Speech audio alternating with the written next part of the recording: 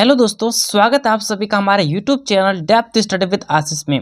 दोस्तों आज हम लोग क्लास 12 ज्योग्राफी का most important and super most important very very important 3 marks के क्वेश्चंस को करने वाले हैं, जो कि दोस्तों आपके एग्जाम में सीधे प्रश्न पूछे जाएंगे।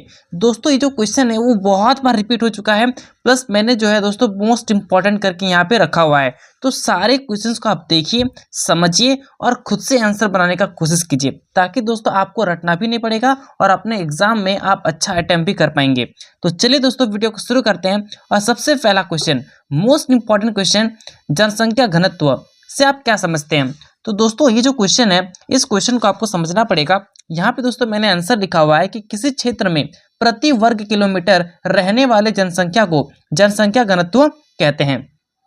भारत में गंगा का मैदान उच्च जनसंख्या घनत्व वाला क्षेत्र है। तो दोस्तों यहाँ पे एक एग्जाम्पल भी मिल गया, प्लस हम लोग जान भी गए कि जनसंख्या घनत्व उस क्षेत्र को कहा जाता है जहाँ पे प्रति वर्ग किलोमीटर रहने वाली जो जनसंख्याएं होती है वो दोस्तों जनसंख्या घनत्व कहलाती है। ठीक है, तो ये सीधा सीधा प्रश्न था जिसका आंसर मैंने आपको बता दिया।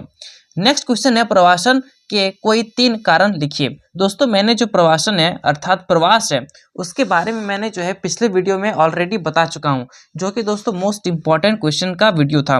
उसमें दोस्तों मैंने बहुत सारे क्वेश्चन डिस्कस कर चुके हैं। यदि आपने पीछे जितने भी वीडियो अपलोड कर दिए गए हैं, यदि आपने उसको नहीं देखा है तो दोस्तों डिस्क्रिप्शन में आपको लिंक मिल जाएगा। उस लिंक को आप टच करके सारे वीडियो को देखिए और हर एक वीडियो को समझने के बाद आप अपने एग्जाम में बैठें, ताकि दोस्तों आप जो है अपना एग्जाम में अच्छा मार्क्स हासिल कर सकें। चलिए दोस्तों इस वीडियो में हम लोग इसको समझते हैं। तो प्रवास के 3 कारण में सबसे पहला कारण है रोजगार की तलाश, दूसरा है शिक्षा और तीसरा है दोस्तों विवाह। इस तीनों के कारण इंसान जो है एक जगह से दूसरे जगह स्थानांतरित अर्थात प्रवास करते हैं। ठीक है, चलिए क्वेश्चन नंबर 3 है, पूछा गया है कि भारत में ग्रामीण बस्तियों के 3 प्रकार लिखिए। तो सबसे पहला है सनद बस्ती, इसके बारे में मैं ऑलरेडी पिछले वीडियो में बता चुका हूँ। दूसरा है विखंडित बस्ती और तीसरा है पंक्तिबद्ध बस्ती। ठीक है, तो ये 3 प्रकार की बस्तियां हो गई। अगर दोस्तों यहाँ पे क्वेश्चन नंबर 4 ऐसा पूछा जाए कि मानव विकास सूचकांक के 3 घटक बताइए, तो दोस्तों आप जो यहाँ पे 3 घटक लिख देंगे। लेकिन यही क्वेश्चन अगर आप 5 मार्क्स में पूछा जाए तो दोस्तों आप जो है हर एक पॉइंट को डिटेल में बताएंगे, जो कि दोस्तों मैंने जो है पिछले वीडियो में ऑलरेडी बता चुका हूँ। ठीक है, तो आप सारे वीडियो को देखें, तभी एग्जाम में बैठेंगे तो आप अपना रिजल्ट जो है वो बहुत ही बेहतरीन कर सकते हैं। ठीक है, तो यहाँ पे क्वेश्चन नंबर 5 पूछा गया है कि भारत में भूमि उपयोग की 3 श्रेणियां लिखिए। तो फर्स्ट है कृषि, दूसरा है वन और तीसरा है बंजर भूमि। ठीक है, नेक्स्ट भारत में शहरीकरण के 3 प्रभाव लिखिए। तो फर्स्ट है रोजगार के अवसर, दूसरा है प्रदूषण में वृद्धि, तीसरा है झुग्गी बस्तियों का विकास। ठीक है, क्वेश्चन नंबर 7 कृषि को प्रभावित करने वाले 3 भौतिक कारक लिखिए।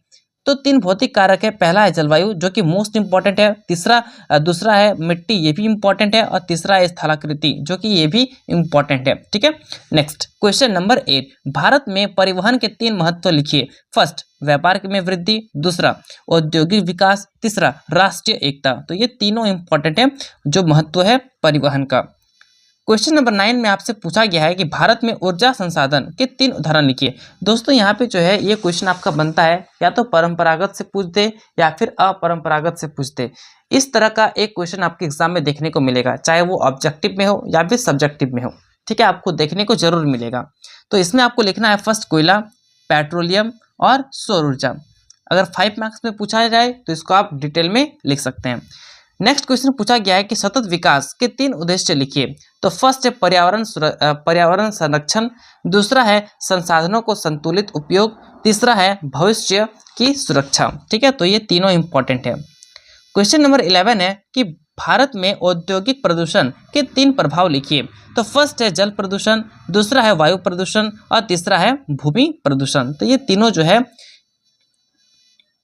क्वेश्चन नंबर 12 पूछा गया है कि सूखा प्रवण क्षेत्र की 3 विशेषताएं लिखिए। फर्स्ट है कम वर्षा, दूसरा है उच्च तापमान और तीसरा है जल संकट। दोस्तों यदि आप पिछले वीडियो को देखे होंगे तो आपको इतना तो आइडिया हो गया होगा कि आपको अगर 3 मार्क्स में पूछा जाए तो आप कितना सिंपल में लिख सकते हैं, वहीं अगर 5 मार्क्स में पूछा जाए तो कैसे लिख सकते हैं। ठीक है, ये डिफरेंस मैं जो है 2 वीडियो के माध्यम से आपको समझा दिया हूँ। ठीक है, ये मान लीजिए ये 3 मार्क्स में पूछा जाए तो दोस्तों आप जो है इन तीनों के बारे में थोड़ा थोड़ा बताएंगे तो सीधा सीधे आपको जो है 3 मार्क्स दे दिया जाएगा। ठीक है, चलिए क्वेश्चन नंबर 13 पूछा गया है कि भारत में फसल प्रतिरूप को प्रभावित करने वाले 3 कारक लिखिए। तो यहाँ पे 3 कारक में सबसे फर्स्ट है मानसून, दूसरा है सिंचाई और तीसरा है दोस्तों बाजार। ठीक है, क्वेश्चन नंबर 14 पूछा गया है कि बंदरगाहों के 3 कार्य लिखिए।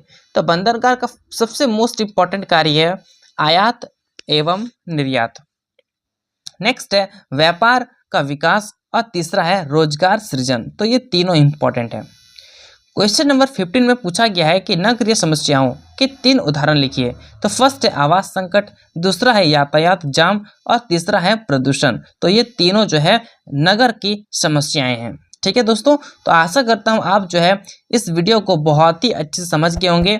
दोस्तों समझ गए होंगे तो लाइक शेयर एंड कमेंट जरूर करें। कैसा वीडियो कैसा लगा कमेंट करें। कुछ भी डाउट हो दोस्तों आप कमेंट कर सकते हैं, क्योंकि एग्जाम में बैठने से पहले आपकी हर एक कमेंट का जवाब दिया जाएगा, आपका हर एक डाउट क्लियर किया जाएगा, तभी आप अपने एग्जाम में बैठेंगे, जिससे आपको जो है एक अच्छा रिजल्ट प्राप्त हो सके। दोस्तों मैं आपको फिर से इन्फॉर्म कर देता हूं कि आपका नेक्स्ट सब्जेक्ट क्या है, आप कमेंट करें ताकि मैं उस सब्जेक्ट के प्रति तो बहुत सारे क्वेश्चंस इंपॉर्टेंट क्वेश्चन बना सकूं और आप तक प्रोवाइड कर सकूं, ताकि आप जो है अपने एग्जाम में एक अच्छा रिजल्ट हासिल कर सकें। तो चलिए दोस्तों मिलते हैं नेक्स्ट वीडियो में, तब तक के लिए जय हिंद जय भारत।